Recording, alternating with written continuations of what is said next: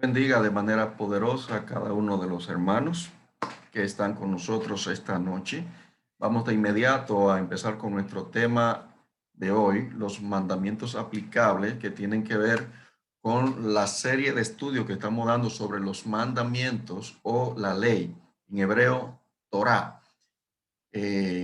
Los mandamientos aplicables. Les recuerdo a todos los hermanos que estamos estudiando los 613 mandamientos, que al final realmente son menos de 600, pero que esa es la lista que está referida en el pueblo hebreo por muchos siglos. Y de esa lista estamos seleccionando los mandamientos que son aplicables y que esa lista pues tiene mandamientos que se repiten, por lo tanto no son 613 en sí, sino que es así como están organizados en el judaísmo. Y estamos tomando los mandamientos no porque sean del judaísmo, sino porque forman parte de los 5 libros de Moisés, llamado el Pentateuco. Lo que pasa es que en el judaísmo se le llama la Torá y es el nombre en hebreo. Torah, que significa instrucciones. Instrucciones, enseñanza. Ese es el significado concreto de la palabra Torah. Así que estamos estudiando lo que son los mandamientos aplicables. Los mandamientos aplicables, que son realmente menos de 600 mandamientos. Significa, hermanos, que tenemos que profundizar en el conocimiento de este tema para que de esa manera podamos entender y que no haya confusión en medio del estudio, o que en otro momento usted esté leyendo la escritura y se encuentre con algún texto que aparenta decir que la ley fue abolida o algo similar, o que tal mandamiento no se debe obedecer. Es importante que entendamos qué relación tiene la ley y la gracia. La ley y la gracia es un tema que ha sido de mucho conflicto por siglos, por siglos. Eso viene desde el tiempo de los apóstoles, cuando ellos empezaron a enseñar el evangelio, y hubo mucha controversia con el tema de los gentiles y la ley. Eso ustedes lo saben. Por lo tanto, nosotros estamos basándonos en lo que enseñaron los apóstoles. No son enseñanzas de hombre las que estamos dando, ni un comentario de tal teólogo o un erudito bíblico. No, es las escrituras. Todos los textos que le vamos a presentar a los hermanos, a cada uno de ustedes, están basados en las escrituras, y todo lo pueden comprobar, lo pueden verificar en sus Biblias. Por eso es bueno que tengan su Biblia a mano, papel y lápiz, para que hagan anotaciones de cualquier pregunta que tengan. Entonces al final la puedan hacer y nosotros le vamos a contestar según el Señor nos ayude. Así que si están preparados, vamos a dar comienzo. El tema relacionado con los mandamientos aplicables. En el día de hoy estaremos ampliando un poquito entre el tema entre la ley, o la relación entre la ley y la gracia. La ley y la gracia. ¿Qué significa? ¿Por qué existen estos dos conceptos y que aparentan ser contrarios? Pero vamos a ver qué nos enseña la Biblia sobre eso. Si estamos en la ley o estamos en la gracia. Si la ley ya no aplica, solo aplica la gracia, o si las dos tienen relevancia. Vamos a ver ese tema.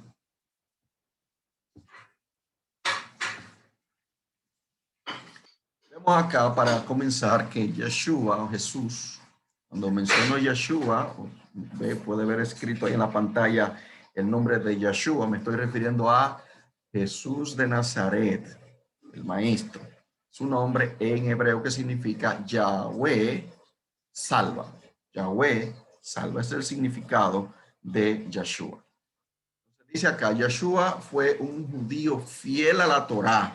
Recuerden, Yeshua fue un judío. Yeshua nació en Israel, en Belén de Judea, de la tribu de Judá, por cierto.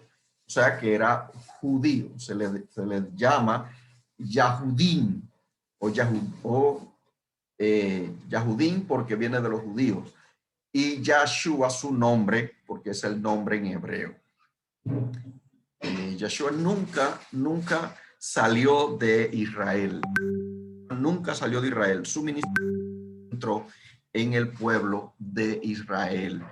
Sus apóstoles sí salieron fuera de Jerusalén a otras naciones y otros pueblos cercanos.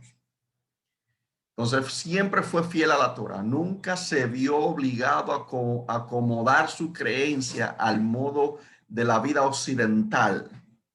O sea, Yeshua no practicó las enseñanzas occidentales ni acomodó su creencia o sus enseñanzas a el modo de vida occidental de esa época ni actual. Yeshua no se enfocó en que la Torá o su enseñanza del evangelio, de la gracia, estuviera adaptada a un mundo contrario a la escritura. Porque en el occidente ese era el modo de vida, todo lo opuesto a las escrituras. Y luego comenzaron a venir lo que son las interpretaciones siglos después de que Yeshua se fue y los apóstoles también. La interpretación de la Torá cambió de significado. Se le dio una interpretación distinta y se comenzaron a suscitar ideas y doctrina contraria a lo que ya estaba establecido.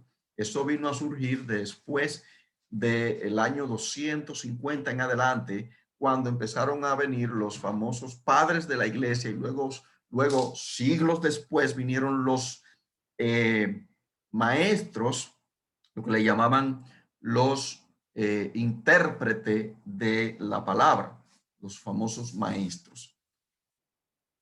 Pero Yeshua respetó la Torá, respetó la ley.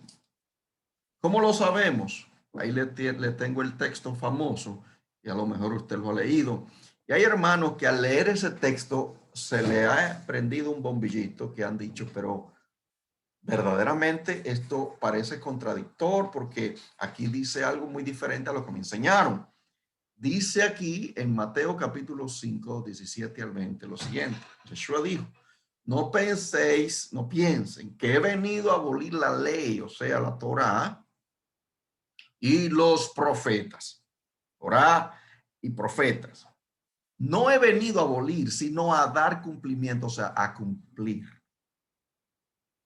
Sí, os lo aseguro, él dice. Cierto os digo. El cielo y la tierra pasarán antes que una una yo de la Torá, sin que todas se hayan cumplido. Por lo tanto, el que quebrante uno de estos mandamientos, o mitzvot, que es en hebreo, menores o más pequeños, y así lo enseñe a los hombres, será el menor en el reino de los cielos. En cambio, el que los observe y lo enseñe, el que lo practique y lo enseñe, ese será grande en el reino de los cielos. Y si usted sigue leyendo, se va a dar cuenta de cuál es la sentencia que se da a aquel que no enseñe ni guarde la Torá o la ley. Entonces, contradice este texto al apóstol Pablo en el libro Romanos, en el libro de Gálatas, que son los dos libros del Nuevo Testamento que más se usan para contradecir el tema de la ley, la Torá o la Torá. Contradice Yeshua esto.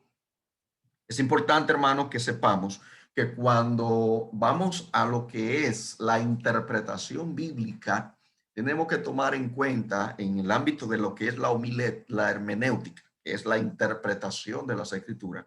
Cuando hablamos de hermenéutica, tenemos que tomar en cuenta un principio bíblico básico, que es, entre muchos que hay, que es que la palabra de Dios no se contradice a sí misma. La palabra de Dios no se contradice a sí misma. La palabra de Dios es única, está unida, tiene una unidad concreta. O sea, la escritura no se contradice. Significa que Yeshua, los profetas y los apóstoles tienen que estar a una. Por lo tanto, los apóstoles y los profetas no pueden contradecir a Yeshua, ni Yeshua contradice a los profetas ni a los apóstoles. Porque de hecho los apóstoles reciben la enseñanza de Yeshua. Y miren lo que está diciendo Yeshua aquí. No piensen que he venido a abolir la ley y los profetas. O sea, él incluye ahí a los profetas. A los profetas del Antiguo Testamento.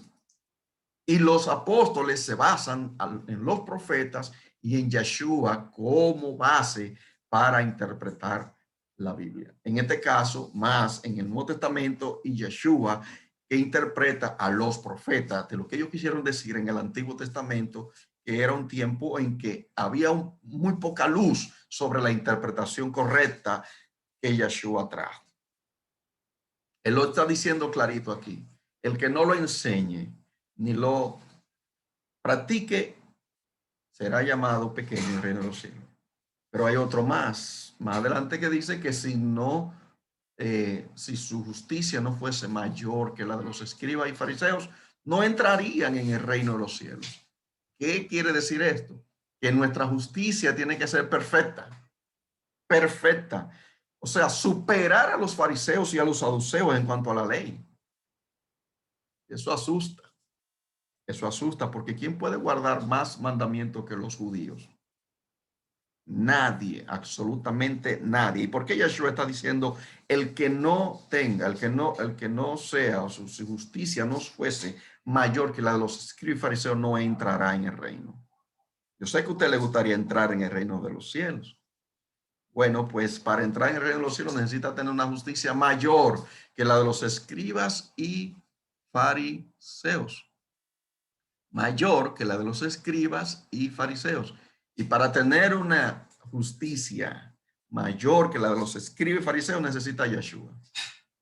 Necesita Yeshua, necesita al Salvador. Es el único que supera la justicia de los fariseos porque él cumplió la ley. Él lo está diciendo ahí, que vino a cumplir, a dar cumplimiento a la ley. Él la cumplió de manera perfecta porque ninguno de nosotros podíamos hacerlo. Ninguno de nosotros podíamos cumplir la ley a perfección, ni podremos nunca, nunca. Estamos estudiando la Torá, estamos estudiando la ley porque queremos obedecer la ley conforme el Padre nos ayuda a entender y a obedecerla. Queremos obedecerla, pero sabemos que no vamos a llevar a la perfección de lo que la ley exige. Porque usted no va a pasar media hora sin pecar. Porque la ley, en cualquier punto en el que la persona la viole, se hace culpable. Entonces, ¿a quién vamos a acudir para que nos rescate de toda esa complicación que tiene la ley en todas sus esferas? En Yeshua. Pero si no estudiamos la ley, vamos a tener mayor problema. Por eso él dice ahí, cualquiera que no lo enseñe. Que no lo enseñe. Yo le pregunto a usted, ¿en cuántas iglesias está enseñando la Torá, la ley, con todos los mandamientos que son aplicables? Se pueden contar con los dedos de la mano, a lo mejor, o tal vez estoy equivocado. A lo mejor hay muchísimas más iglesias que hacen lo mismo que nosotros. Y ojalá sea así, porque yo no estoy en control de lo que pasa en todas las iglesias. Yo no sé todo lo que se enseña en todas las iglesias, pero uno puede tener una idea en base a lo que ve en las redes sociales, en base en lo que ve en los medios de comunicación, qué es lo que se está enseñando, de qué se predica. Y escasea, pero en grande, la enseñanza de la ley, la Torá. Escasea. ¿Y cómo sabe la gente cuáles son los mandamientos que se deben obedecer? Ahorita, casi al final, vamos a ver algunos mandamientos. Nosotros vamos por el mandamiento número 78. Óigame bien, ya vamos por 78 mandamientos aplicables. La semana pasada estuvimos viendo los mandamientos que tienen que ver con los alimentos, cuáles alimentos se pueden comer y cuáles no. Esos mandamientos que están ahí, que tienen que ver con la dieta alimenticia, para usted mantenerse en salud, para mantenerse estable y con un metabolismo bien equilibrado, están en la Biblia, pero ¿se enseñan regularmente? No. Entonces, esos son mandamientos aplicables porque seguimos teniendo el mismo estómago que tuvieron los israelitas en el desierto. Nuestra fisonomía no ha variado en nada. Siempre vamos a tener los mismos, las mismas células, los mismos jugos gástricos, lo mismo, las mismas hormonas, todo igual, no va a haber variación. Y eso significa entonces que si esos mandamientos están ahí para nuestro bien, tenemos que enseñarlo. Entonces, Yeshua aquí está hablando de algo serio. Por esta expresión podemos concluir que la Torá y los profetas conservan para Yeshua, para el Mesías Jesús, su validez como expresión de la voluntad de Dios. Como expresión de la voluntad de Dios. ¿Cuál es la voluntad de Dios? Que guardemos su palabra. El que hace la voluntad de Dios es el que guarda su palabra. Ahora la pregunta es, ¿qué palabra? La que está escrita. ¿Y qué palabra estaba escrita cuando se escribió, cuando se habló que los apóstoles y Yeshua estaban aquí? Se estaba hablando era de la Torá y los profetas. La Torá y los profetas. Recuerden, el Nuevo Testamento no existía como libro. No existía como libro el Nuevo Testamento. Lo que había era el Tanaj, los libros de Moisés, el Pentateuco y los profetas, que eran por donde el pueblo se regía y obedecía. Y el Mesías vino a enseñar. Cada vez que él se paraba a leer, él decía, como está escrito. ¿Qué era lo que estaba escrito en la ley de Moisés y los profetas? Luego, 250 años después,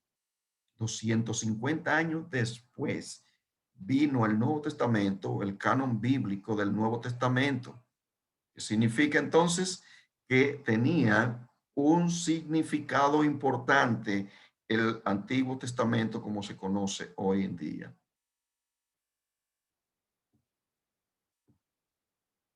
Entonces, aquí vamos a ver en relación a lo que Yeshua acaba de decir en el libro de Mateo, capítulo 5.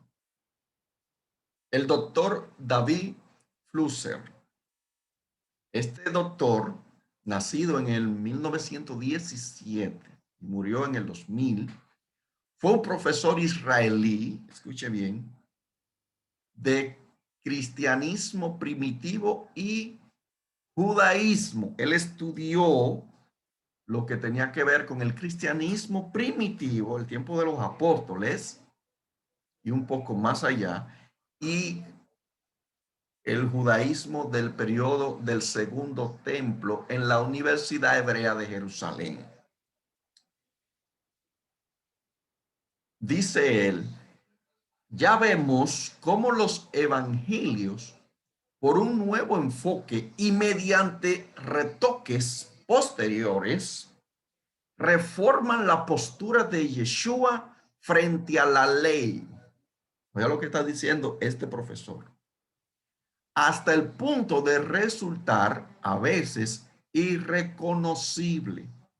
No obstante, los evangelios sinópticos significa los 4 evangelios y a veces 3 evangelios que dicen las mismas cosas en sus versos. Dicen los evangelios sinópticos, él haciendo referencia a lo que está escrito en esos evangelios, leídos a la óptica de su tiempo, conservan todavía de Yeshua la imagen de un judío fiel a la ley. Estamos redactando la opinión de uno de los mejores estudiosos de los evangelios sinópticos y uno de los académicos más brillantes de esta década que le mencionamos, del 2000 para atrás. Esta es la opinión de este hombre, este profesor. que el tema de la ley y Yeshua es que no se divorcia, no se divorcia.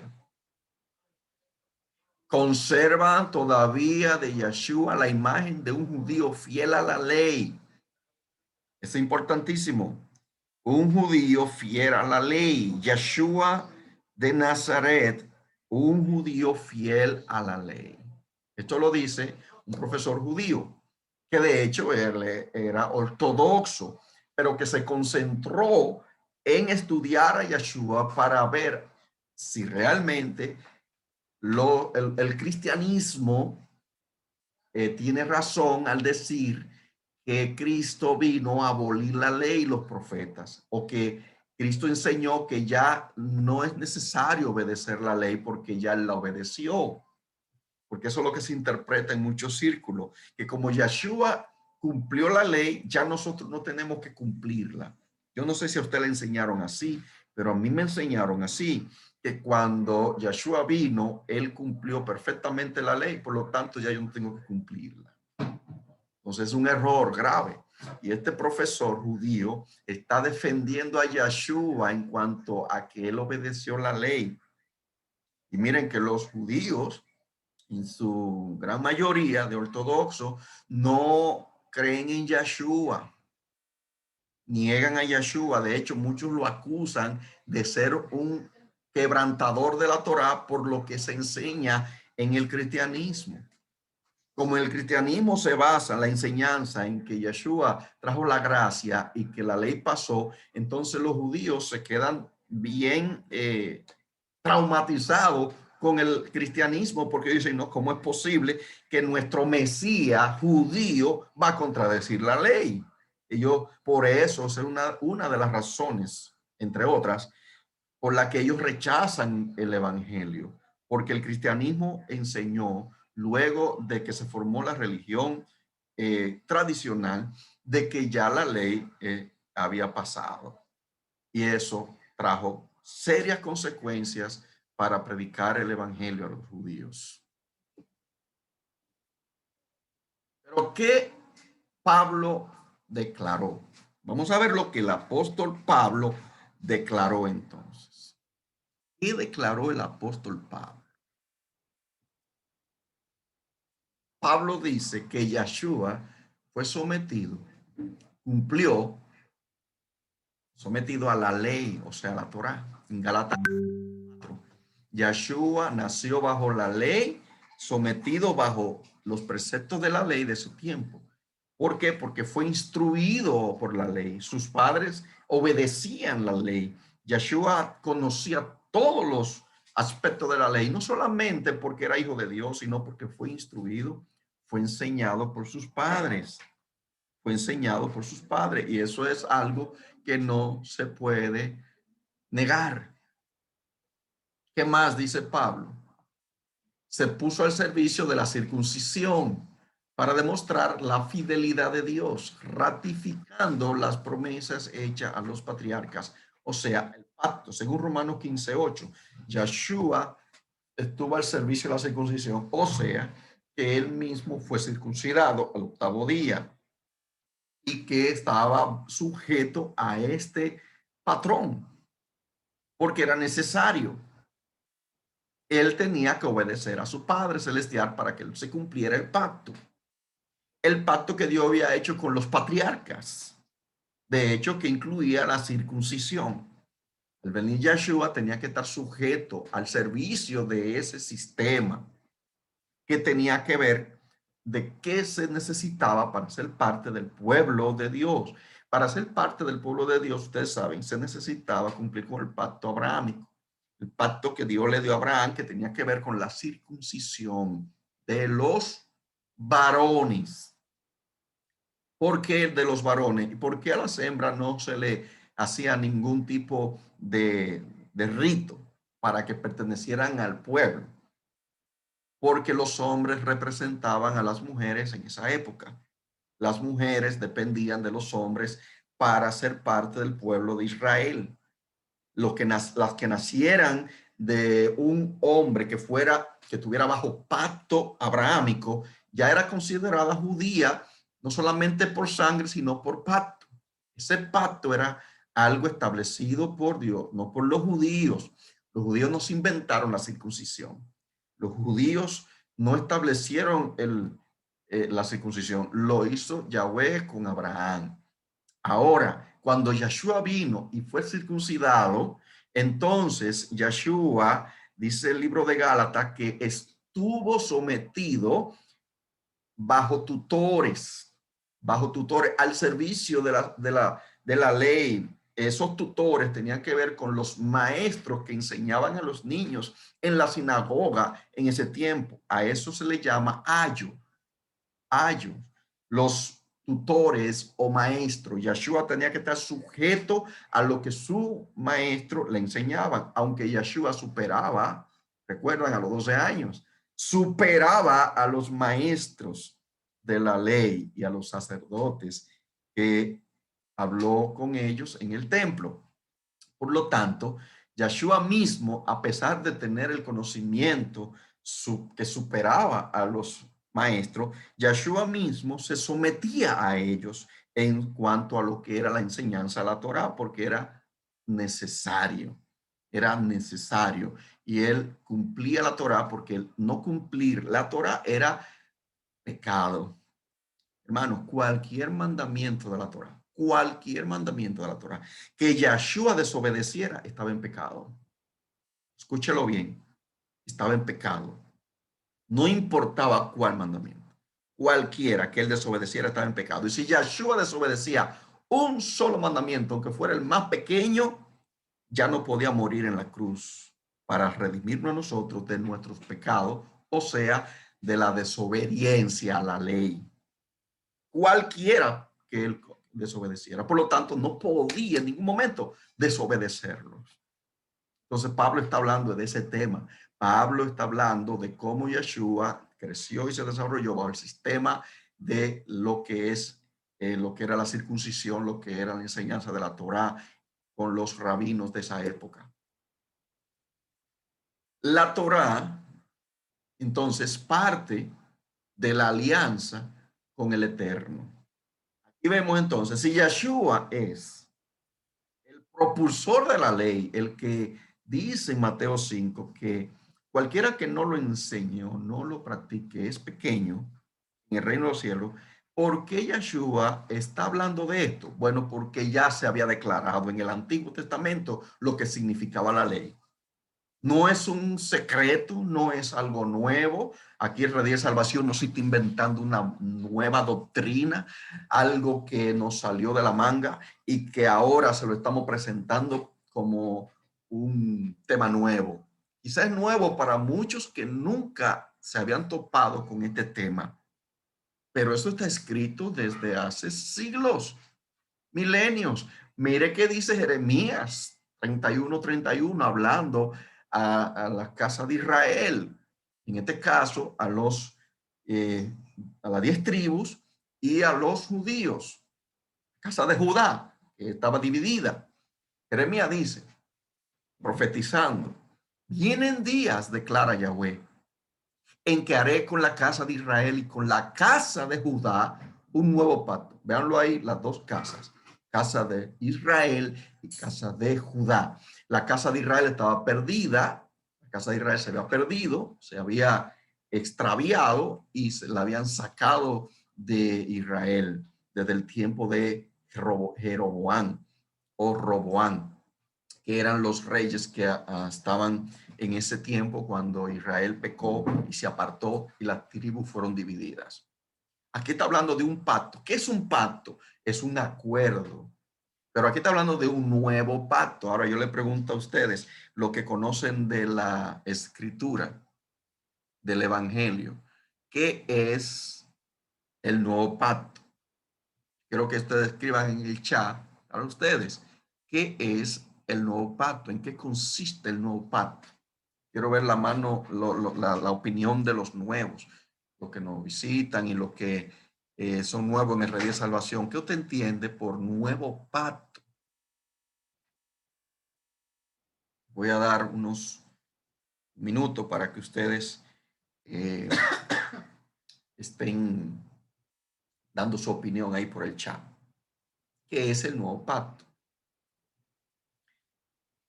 Y al final vayan preparando sus preguntas, vamos a responder preguntas, y los que están en las redes sociales pueden hacer sus preguntas y se las contestaremos en brevedad.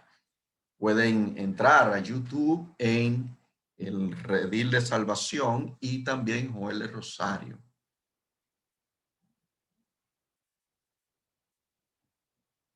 Bien.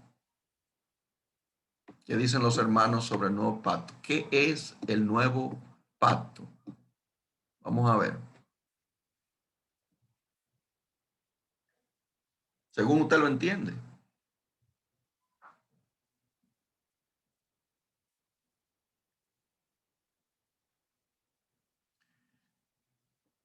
Dice Abigail que ya no es necesario sacrificar animales para perdón de pecados.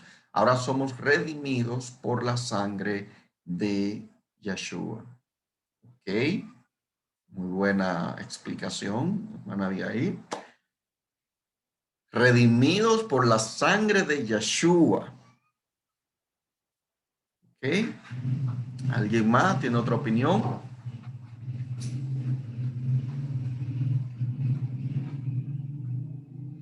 Redimido, recuerden, significa comprados, rescatado. La redención, dice Carmen Lee. Exacto. Y es lo mismo que redimidos, comprado, rescatado, liberados. Eso es redención. Entonces, el nuevo pacto es redención por la sangre de Yeshua, comprados a precio de sangre. ¿Y por qué Yahweh, él está declarando, él dice, declaro yo, declara Yahweh, y haría un nuevo pacto con la casa de Israel y con la casa de Judá? Incluye a gentiles y judíos.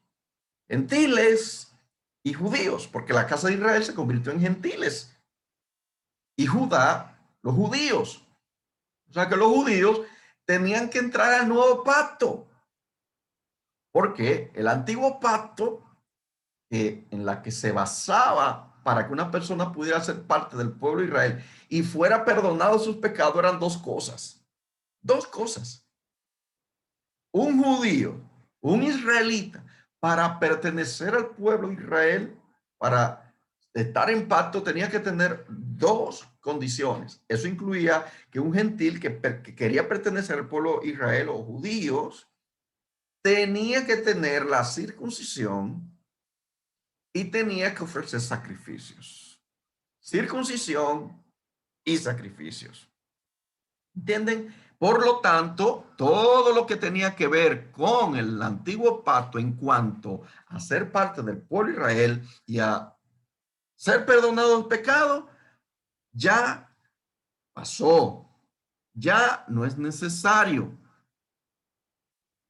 El nuevo pacto dice arrepentido y convertido, comprado a precio de sangre. Dice Junior, que todos los anteriores ya no es necesario hacer sacrificio y ofrecer ofrenda porque fuimos redimidos por la sangre de Yeshua. Ok, eso fue Andrea. Muy bien, excelente. Están en eso. Yo los felicito, hermano. Ustedes están claros en el asunto. Entonces aquí está declarando algo importante. Entonces el nuevo pacto, la redención en Yeshua, dice, no como el pacto que hice con sus padres el día que los tomé de la mano para sacarlos de la tierra de Egipto. Mi pacto que ellos rompieron, aunque fui un esposo para ellos, declara Yahweh. Porque este es el pacto que haré con la casa de Israel después de aquellos días, declara Yahweh. Pondré mi ley dentro de ellos y sobre sus corazones la escribiré. Entonces yo seré su Dios y ellos serán mi pueblo. Yo seré su Dios y ellos serán mi pueblo. ¿Cuándo iba él a ser su Dios y ellos serían su pueblo? Cuando él hiciera el nuevo pacto con ellos. ¿Cuándo? fue que Yahweh hizo el nuevo pacto con ellos cuando Yeshua vino a morir en el madero, en la cruz del Calvario. Ese es el nuevo pacto. Alguien podría decir, sí, pastor, lo que pasa es que ahí menciona Israel, la casa de Israel y la casa de Judá, porque eso es en el Antiguo Testamento, pero ya Israel es otra cosa. No, no, no. Yo les sugiero a ustedes que busquen en el Nuevo Testamento ese mismo texto de Jeremías 31 al 33. De hecho, llega hasta el 34, haciendo referencia de lo que es el nuevo pacto. Y yo lo voy a dejar de tarea. Lo voy a poner fácil. Se lo voy a dejar de tarea para que ustedes lo busquen y luego ustedes me escriban en el próximo estudio o por el WhatsApp o por las redes sociales. Ustedes me digan en qué libro del Nuevo Testamento y qué capítulo se encuentra ese texto de esa profecía que habla del nuevo pacto, que tiene que ver con la sangre de Yeshua, con la redención del pueblo. Porque no es en el Antiguo Testamento solamente que se encuentra. En el Nuevo Testamento está también esa misma descripción, pero ya después de que se había cumplido la muerte de Yeshua para remisión de pecados, en el Nuevo Testamento. Eso lo voy a dejar de tarea para los que piensan que solo en el Antiguo Testamento se encuentra referencia del pacto nuevo con relación a Israel, casa de Israel y casa de Judá. Y para ser parte del pueblo de Israel que se requería el nuevo pacto, porque ellos invalidaron el antiguo pacto, ellos lo quebrantaron, a pesar de que era un pacto imperfecto, porque los animales, los corderos, nunca salvaron a nadie, solo eran una sombra de lo que había de venir. Pero aún eso ellos lo quebrantaron porque sus pecados fueron hasta la presencia de Yahweh y ya los sacrificios de animales no tenían validez. Se hicieron insípidos. Yahweh se hartó de los sacrificios. Ese lo declaró en el libro de Osea. Estoy cansado de sus sacrificios, de sus holocaustos. Quiero obediencia y no sacrificios. Solo dijo, dando a entender lo que venía para el pueblo. Pero hay más. Mire qué dice. Jeremías 33, 32, 40 dice, sellaré con ellos un pacto eterno. Oiga cómo le llama. Pacto eterno, que no dejaré de hacerle bien.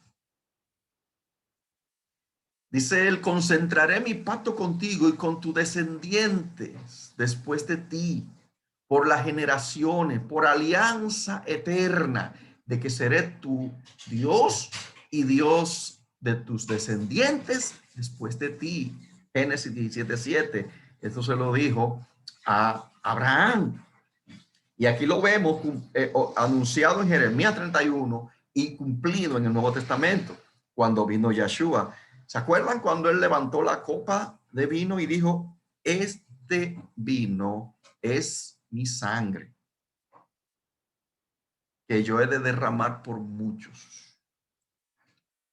La sangre del nuevo pacto. Eso es lo que representaba el vino. La sangre del nuevo pacto. Aquí Jeremías está hablando de lo mismo. ¿Y cómo le llama? Pacto eterno. El nuevo pacto es un pacto eterno, hermanos. Eso no se volverá a repetir. Yeshua no vuelve a morir. Yeshua no vuelve a morir. Yeshua ya murió una sola vez y para siempre. Por lo tanto, el pacto que Yeshua hizo, que es un pacto unilateral, porque fue un pacto de él hacia nosotros, no nosotros hacia él, porque si fuera de nosotros que dependiera el pacto, hace rato lo hubiésemos violado. Seguro, si dependiera de nosotros el mantener ese pacto sin quebrantar, hace rato lo hubiésemos ya roto. Pero gracias a Yahweh, por su misericordia y su amor, nos dio un pacto entre él y su hijo. Un pacto de él mismo, porque fue Yahweh mismo, hecho hombre, que vino y murió en el madero, Yeshua, el hijo. Entonces significa, hermanos, que es un pacto inquebrantable. Es un pacto eterno. Entonces, Pablo se expresa en torno al pacto. Pablo dice, así en cuanto al evangelio, son enemigos por causa de vosotros. Hablando de los gentiles, él refiriéndose a los judíos. En cuanto al evangelio, los judíos son enemigos por causa de vosotros, los gentiles.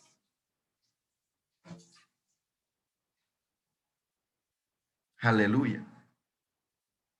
Pero en cuanto a la elección,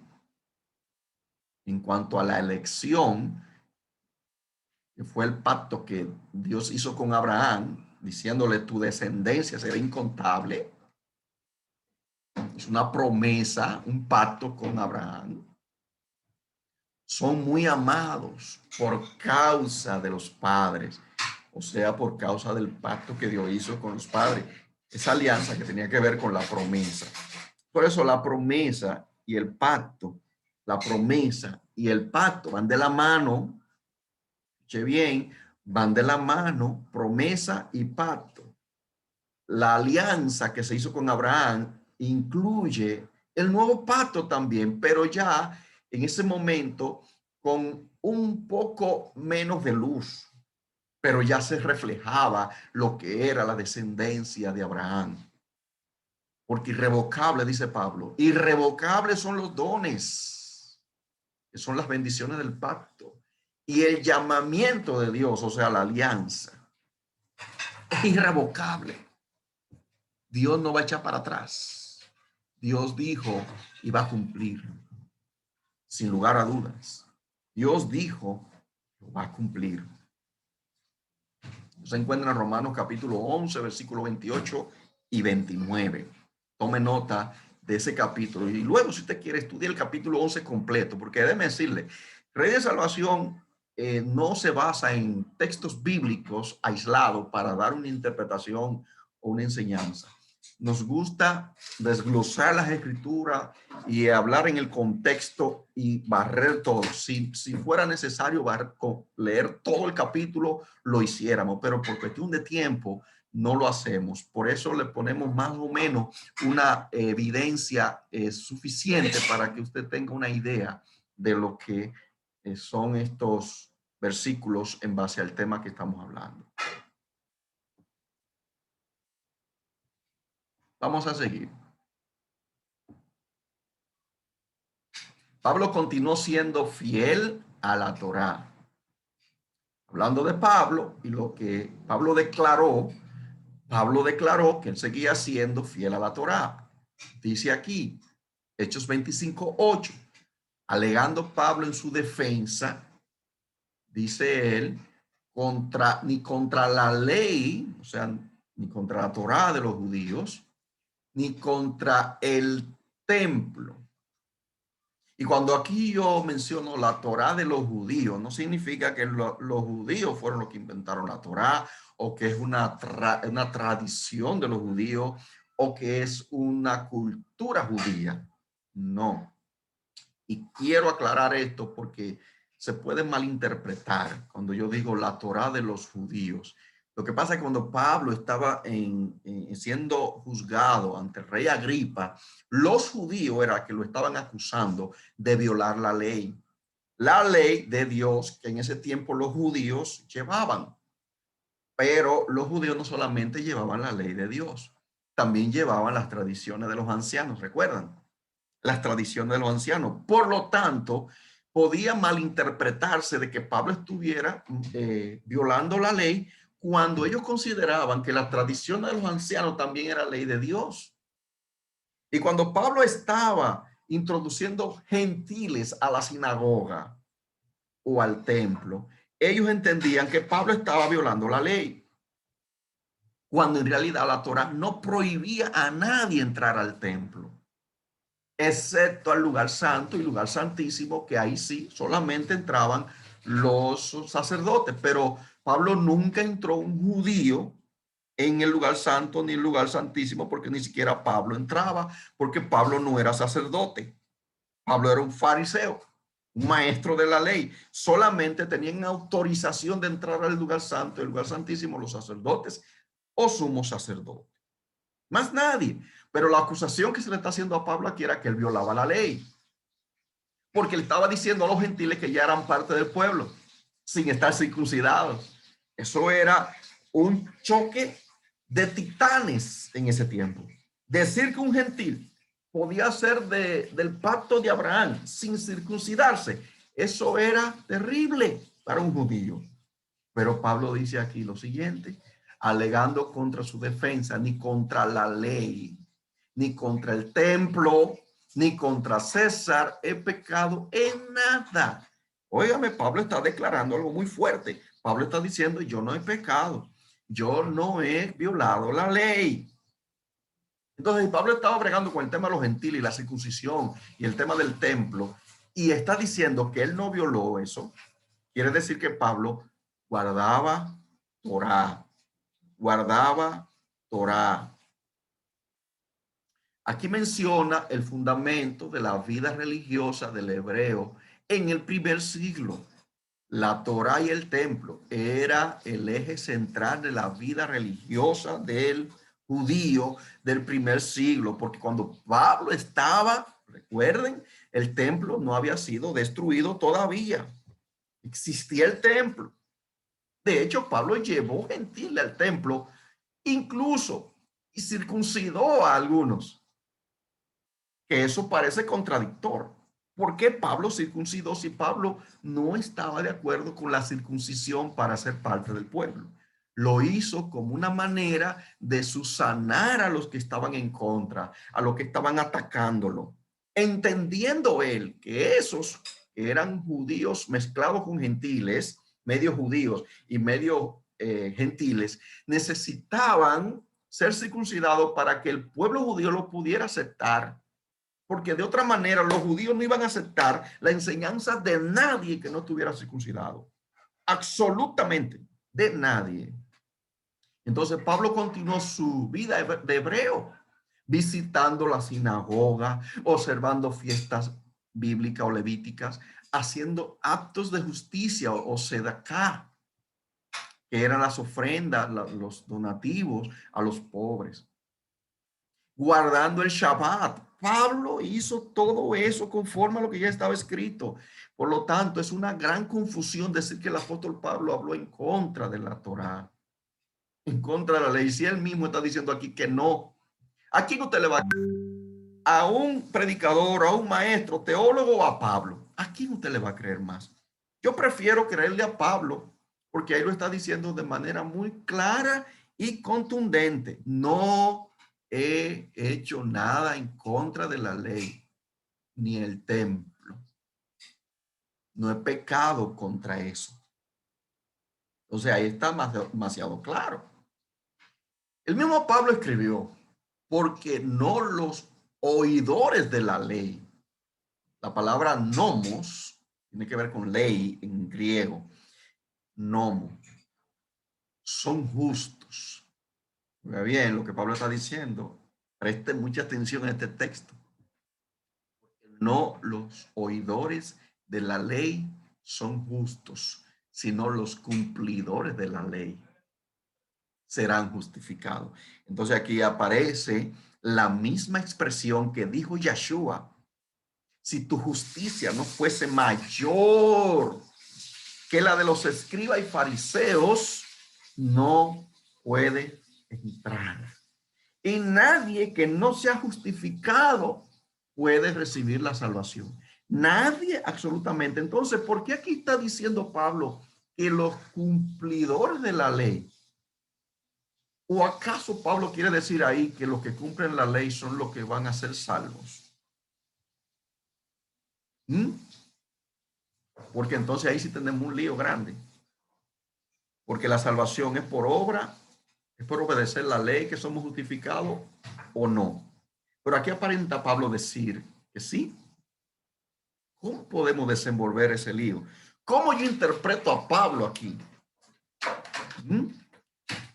Bueno, Si me baso en ese solo texto bíblico que está en Romanos capítulo 2, si me baso en ese solo texto bíblico para decir que la ley debe ser obedecida para yo ser justificado, entonces Pablo tiene razón. Entonces yo tengo que guardar toda la ley. Pero mayormente la gente no se expande a estudiar más abajo lo que Pablo quiere decir.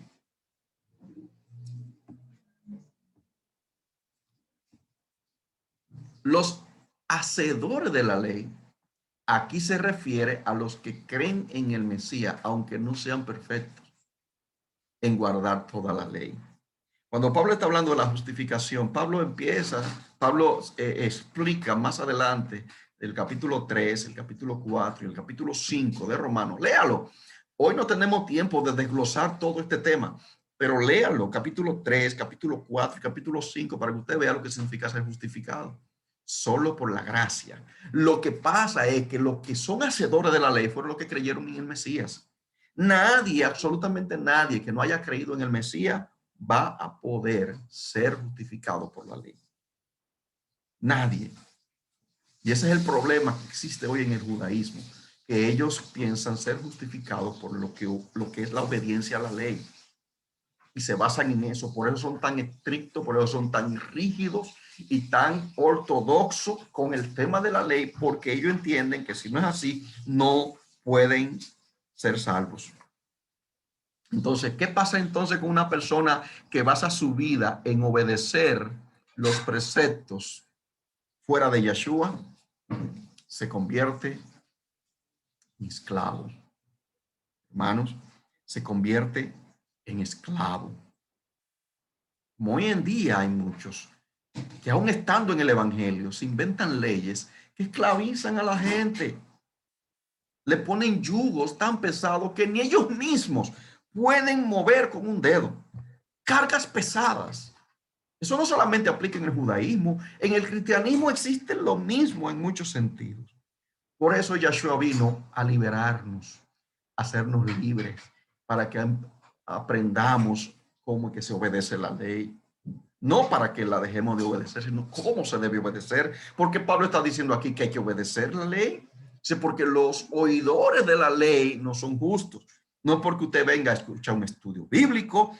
No, hay personas que piensan que solo con tomar un estudio bíblico ya con eso llenan los requisitos, o con visitar la iglesia, o con cantar.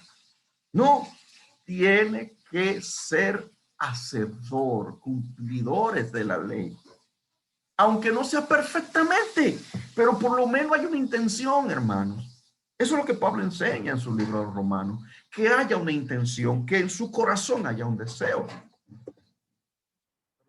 Sigamos viendo las declaraciones de Pablo. Romanos 2:13, ¿qué dice? Y si el incircunciso, o sea, el gentil, guarda los requisitos de la ley, guarda la ley, serán tenidos por circuncidados, o sea, por judíos. Mire qué tremenda declaración del apóstol Pablo. Usted y yo, la pregunta que nos tenemos que hacer es, ¿guardamos Torah? Usted y yo, ¿hacemos el esfuerzo de guardar Torah? Pregúntese. ¿Se interesa usted en saber cuáles son los mandamientos que hay que obedecer para agradar a nuestro Creador y Salvador? Si es así, usted es un judío, entonces. Un verdadero judío es usted. Oiga bien, y si el incircunciso guarda la ley, ¿no será tenido por circuncidado? Dice el apóstol Pablo. Entonces, queridos hermanos, ¿de qué el apóstol Pablo está hablando? De que nosotros nos convertimos relativamente en judíos por querer obedecer la ley, aún estando incircunciso, que de hecho es un mandamiento de la ley. Sí, es un mandamiento de la ley. La ley mandaba circuncidar y eso es innegable. Pero ya entendemos lo que Yeshua enseñó, lo que Pablo enseñó, interpretando los profetas y los patriarcas relacionados al nuevo pacto. Ya lo entendemos. Yeshua hizo un nuevo pacto que no necesita circuncisión ni sacrificios de animales para ser salvo, para pertenecer al pueblo de Israel. No lo necesita. No es un asunto religioso, ya. No es un asunto de ritual, ya. Es un asunto de fe. Es un asunto de fe. Justificados, pues, por la fe, tenemos paz para con Dios por medio de nuestro Señor y Salvador Yeshua el Mesías. Romanos capítulo 5, versículo 1. Es eso. Entonces, así concluimos que el hombre es justificado por fe, dice Pablo en Romanos 3:28. Oiga cómo concluye Pablo. Así concluimos que el hombre es justificado por fe. Oiga, pero Pablo dijo que los hacedores de la ley son los justos en el capítulo 2. Pero aquí en el capítulo 3 dice que es por fe. Entonces, parece una contradicción, pero la Biblia no se contradice. Póngase eso en su mente. La Biblia no se contradice. Entendamos a Pablo. Justificado por la fe. ¿Qué es fe? Emuná. Hacer la voluntad de Dios también significa, pero en el sentido de salvación es emuná relacionado a lo que tiene que ver con el sacrificio que hizo Yeshua. La fe puesta en Yeshua, que trae obediencia también, claro que sí. Dice, sin las obras de la ley. ¿Qué son las obras de la ley? La gente piensa que hablar de la obra de la ley es hablar de toda la ley. No, es un error. Pablo, como todo un doctor de la ley, usa términos técnicos propios de un fariseo. Usted va al médico y a veces usted tiene que decir al médico que le explique de qué está hablando porque usan términos que usted no entiende. Para el común, un profesional que le habla a un paciente en su jerga profesional, fácilmente lo deja en el aire. Si usted no pregunta de qué se trata, que se lo diga en forma simple. Por ejemplo, si un médico le habla a usted de que usted tiene problemas con el sistema simpático o parasimpático, usted dice, ok, y se va para su casa, pero usted se queda aquí. ¿Qué fue lo que me dijo? Yo tengo un problema en mi cuerpo, pero yo no sé de qué me habló. El sistema parasimpático y simpático, que de hecho el sistema simpático no tiene nada de simpático, porque tiene que ver con el sistema nervioso descontrolado, el sistema nervioso alterado. Y el parasimpático es el sistema nervioso controlado, el sistema nervioso relax. Pero usted, posiblemente el médico no se lo explique si usted no le pregunta. Pablo usa algo similar cuando él dice las obras de la ley. Por las obras de la ley nadie será justificado. Automáticamente una gente oye eso y dice, pero mira, Pablo está diciendo aquí que la ley no me justifica. Por lo tanto, ya yo no tengo nada que ver con eso. No, no está diciendo eso. Está hablando de los ritualismos, del ritual o sacrificios. Eso está refiriendo. De eso era que la gente se basaba para ser justos, para justificar sus pecados. Era por los sacrificios. Entonces el término obra de la ley se refiere a sacrificios y rituales, entre otros aspectos de la ley. Tenían que ver mucho con los sacrificios. En Romanos capítulo 3, versículo 31, entonces se reafirma en la inmutabilidad de la Torá. Se reafirma. Pablo pone el sello de lo que está hablando aquí. Mire qué dice ahí. El apóstol Pablo. Pablo dice, luego anulamos la ley, o sea, la Torá, por la fe. Porque él escribió y él sabía lo que estaba escribiendo. Él sabía que mucha gente podía malinterpretarlo. Y él dice, anulamos la ley por la fe. De ninguna manera, dice él. Al contrario, confirmamos la ley. Y ese texto lo hemos leído muchas veces, pero me encanta repetirlo. Me encanta porque este texto es concluyente. Este texto está diciendo, el apóstol Pablo no está en contra de la ley, la confirma. y la hace una con la fe. No la pone en contra de la fe. La ley no está en contra de la fe. La obediencia a los mandamientos aplicables, los mandamientos que se deberían obedecer para este tiempo, no contradice la fe o la gracia. No, no la contradice. Pablo, hablando a los judaizantes, dice la circuncisión, o sea, ser judío por pacto abrahámico, nada es. Pablo dice, la circuncisión nada es. Y la incircuncisión, o sea, el gentil, nada es. La circuncisión y la incircuncisión, nada es. Lo que vale es guardar los mandamientos de Dios. Y usted quizás nunca se había topado con ese texto bíblico. Anótelo, subráyelo. Óigame bien, no lo estoy diciendo yo, lo está diciendo el apóstol Pablo, el apóstol a los gentiles, el apóstol de la gracia.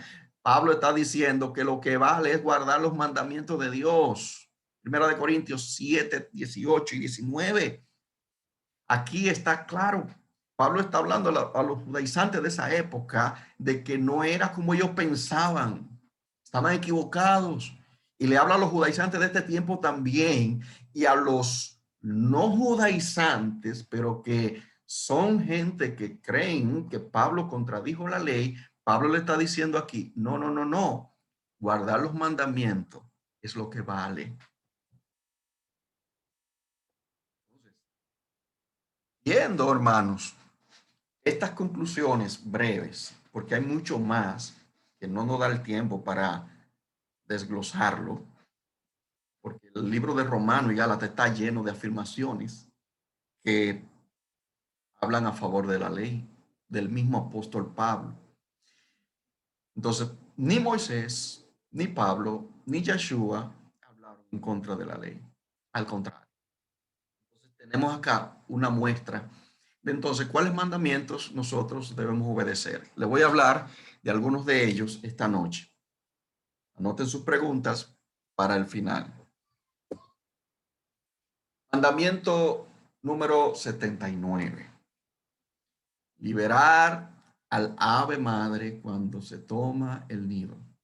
Deuteronomio 22, 6 y 7. ¿Qué mandamiento es este? Te dirá, ¿de qué se trata? ¿Por qué habla de esto? Un mandamiento circunstancial.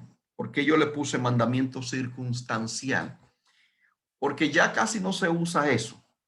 Ya casi no se usa, pero no significa que no se vaya a dar. No sé si usted es la persona que se crió en los campos y de repente usted iba caminando y se encontraba un nido de gallina con huevos o con pollitos. Y usted se adueñaba de esa gallina porque como estaba en el campo, usted se creía dueño de eso. Bueno, en el tiempo de Moisés, en el tiempo de los apóstoles, una persona podía estar caminando por ahí, encontrarse con un animal de eso y si tenía hambre, lo podía tomar. No había problema. Si no estaba cerca de la casa de un dueño, no había problema. Eso para el que tenía hambre, para el que tenía una necesidad imperante. No estaba diciendo que eso era para cualquiera. Mire qué dice el texto. Si encuentra un nido de pájaros por el camino, en un árbol o en la tierra, o con polluelos o con huevos, y la madre echada sobre los polluelos o sobre los huevos, no tomarás la madre con los hijos. Esto aplica también no solamente a las gallinas, sino también a las aves. No tomará la madre con los hijos, o sea, hacer foni uno, no.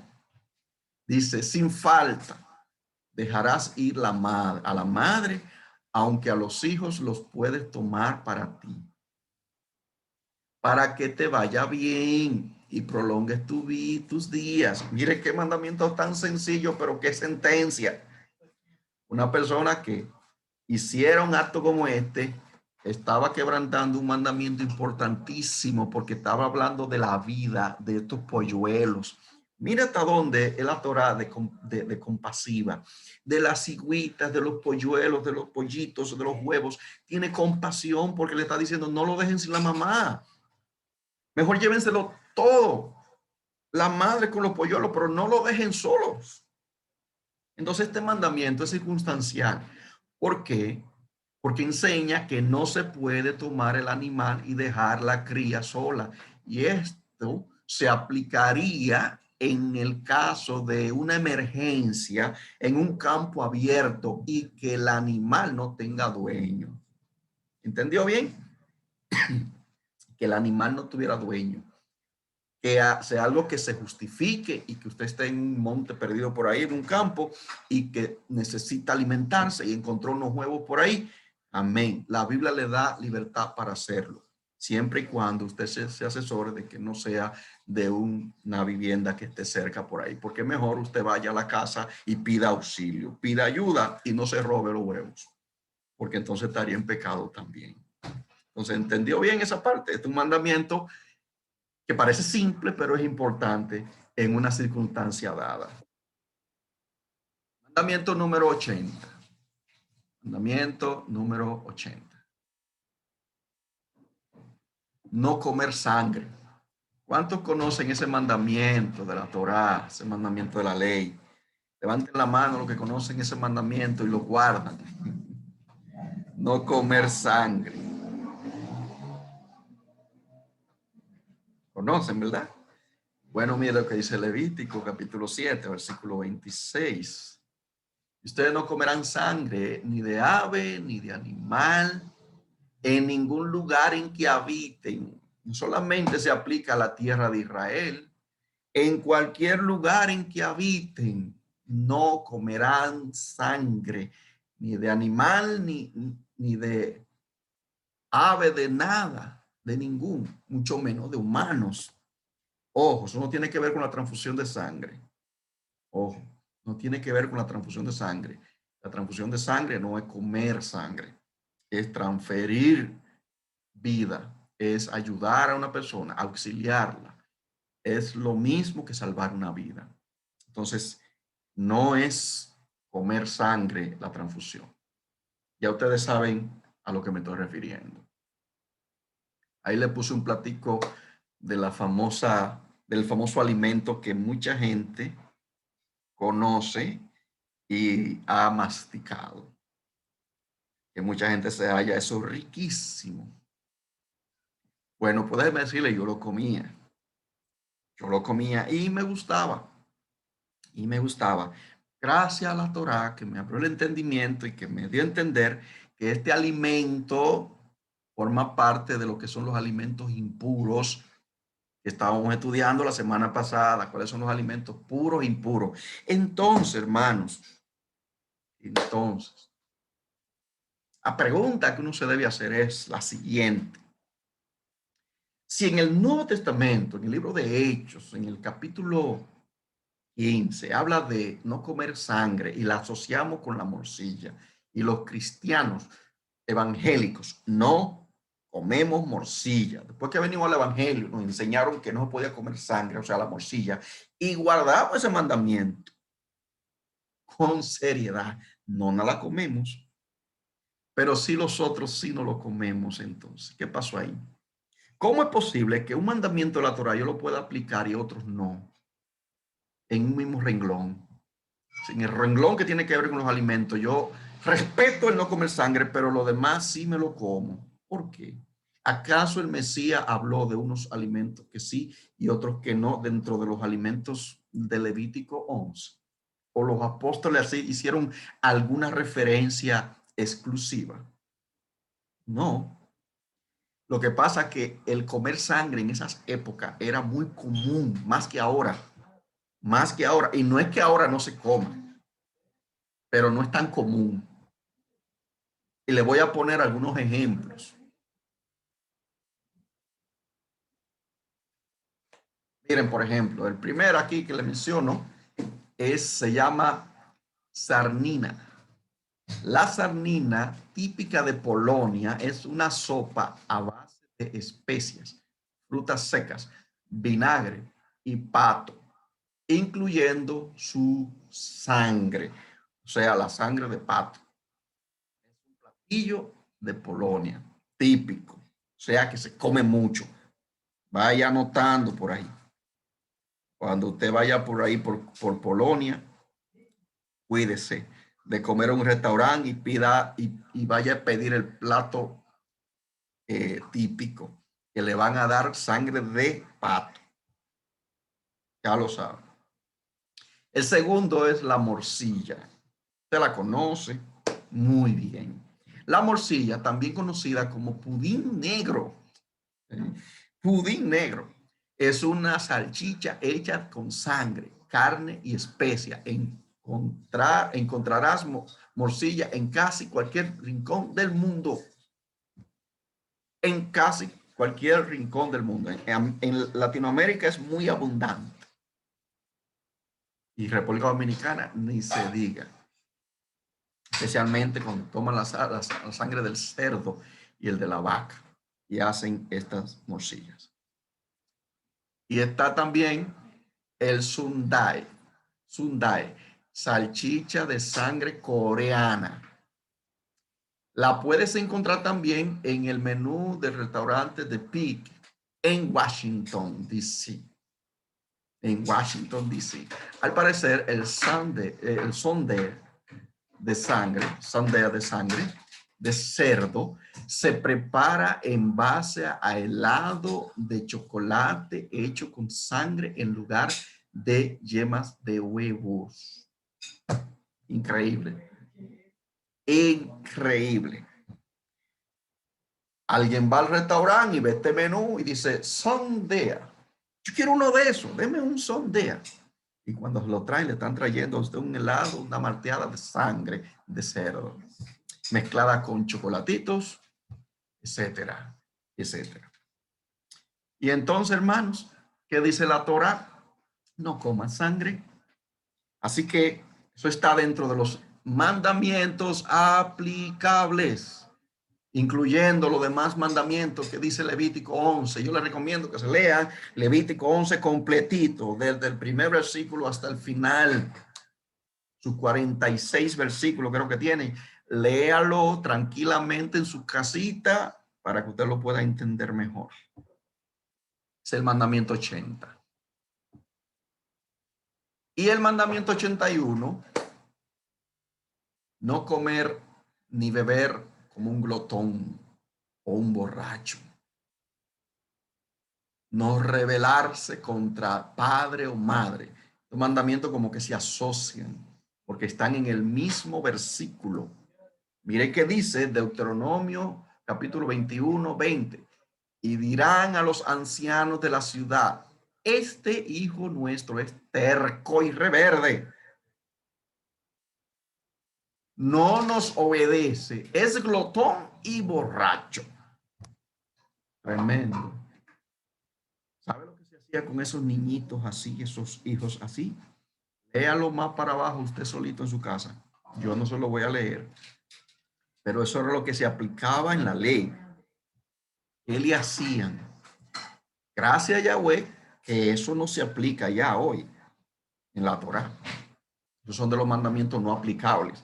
Pero este sí, este 20 sí. No ser glotón. Y entonces ahí algunos hermanos se arrancarán la cabeza y dicen, Dios mío. Y yo que pongo esos platos con moña. Ay, papá. Y repito, sin compasión, sin contemplación. Ojo ahí, hermanos. Ojo ahí, porque la Torá no solamente son los 10 mandamientos. No solamente son los 10 mandamientos. Aquí me está hablando también de un mandamiento de la glotonería.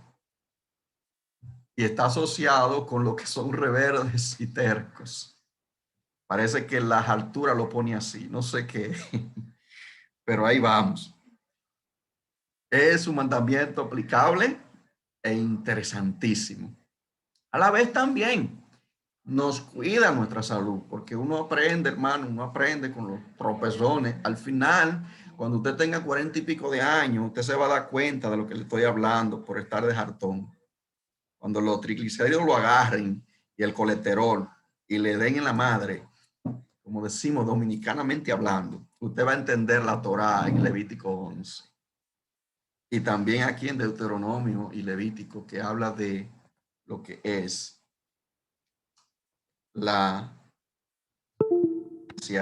a los mandamientos que son aplicables. Hermanos, hemos terminado hoy de este tema. Sus preguntas la pueden hacer.